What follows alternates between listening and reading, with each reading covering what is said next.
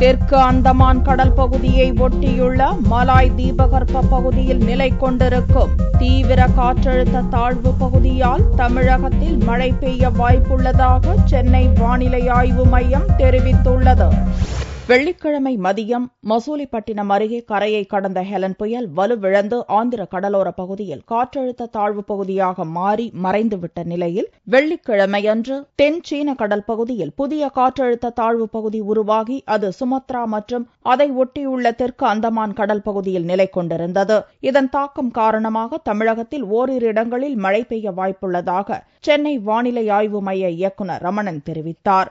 புதியதாக ஒரு காற்றழுத்த தாழ்வு பகுதி உருவாகியுள்ளது.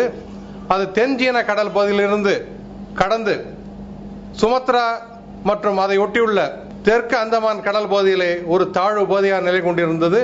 இன்று காலை தெற்கு அந்தமான் கடல் மற்றும் அதை ஒட்டியுள்ள மலாய் தீபகற்பத்திலே ஒரு தீவிர காற்றழுத்த தாழ்வு பகுதியாக மாறியுள்ளது.